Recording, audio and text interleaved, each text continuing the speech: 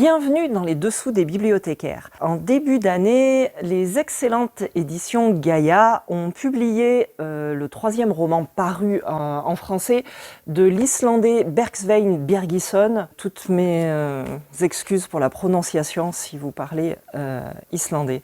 Bergsveinn Birgisson, c'est un philologue et spécialiste de la littérature médiévale islandaise. Le premier roman de Bergsveinn Birgisson, qui est paru en France, aux éditions Zulma, excellente édition également, c'était La lettre à Helga. Alors, La lettre à Helga, c'est plus spécialement ce roman-là dont je voulais vous parler aujourd'hui. Si vous ne l'avez pas lu, précipitez-vous. C'est un très court roman et également un très long monologue. Alors, comme son titre l'indique, on a un homme qui arrive à la fin de sa vie et qui va écrire une sorte de lettre, une sorte de témoignage aussi sur sa vie à lui et surtout sur l'amour qu'il a porté à Helga.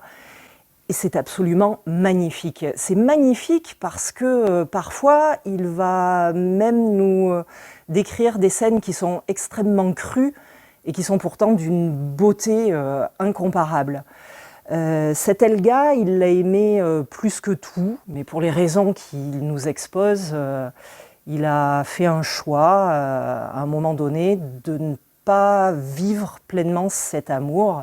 Et donc évidemment, il est resté intact tout au long de sa vie. Et c'est tellement beau que je vous mets au défi de ne pas lâcher une petite larme à la fin du récit. Deuxième roman de Bergsveinn Birgisson, c'est Du temps qu'il fait, paru cette fois-ci aux éditions Gaïa. Du temps qu'il fait, c'était le premier roman écrit par Bergsveinn. Il est probablement paru en français suite au grand succès de La lettre à Helga.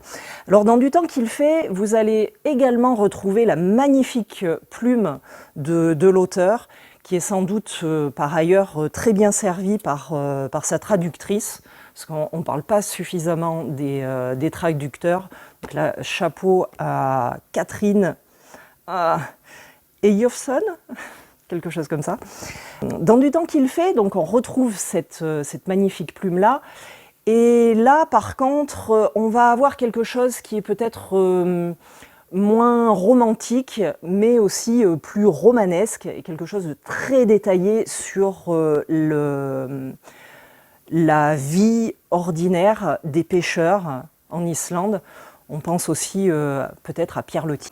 Et donc paru cette année, début 2023, Déperdition de la chaleur humaine, où on va avoir quelque chose d'un petit peu plus fantasque, une sorte d'échappée belle de deux amis d'enfance, toujours pareil, servi avec cette belle plume qui va vous faire aimer l'Islande. Merci d'avoir regardé cette vidéo. N'hésitez pas, si vous avez des petits commentaires ou des retours sur vos lectures, laissez-nous tout ça et puis continuez à nous suivre et à nous dire que vous nous aimez, on aime ça.